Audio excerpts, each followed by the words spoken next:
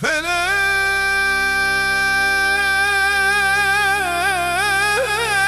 felek,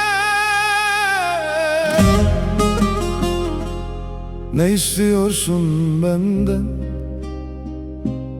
Elinden geleni ettin. Bırak yakamı felek. Ne istiyorsun söyle, ne kaldıysa al benden. Yoksa mezarda bile alacağın olsun felek. Ömrü kısa canım var, al onu da benden çal. Yine de ödeşmezsek alacağın olsun felek. Sevmek desen gönül yaram, gülmek desen bana haram. Hayat desen viran yuvam, alacağın ne var felek? Alacağın olsun felek. Alacağın olsun felek. Felek, felek, felek.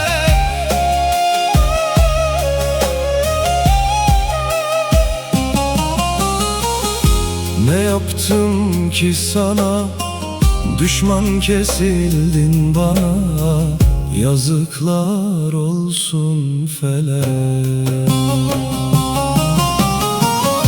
Ne borcum var söyle, canla ödeyim sana. Yoksa ahirette bile alacağın olsun felek. Teli kırık sazım var, al onu da yere çal.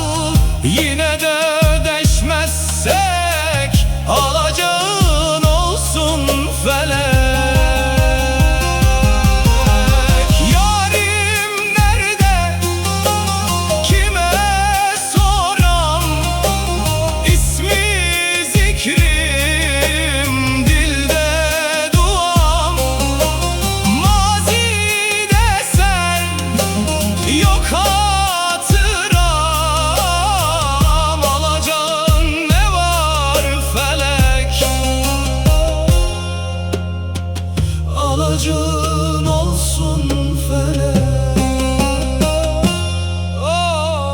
Alacağın olsun felek. Felek, felek. Düş yakamdan artık, hasta canım kalmış. Başka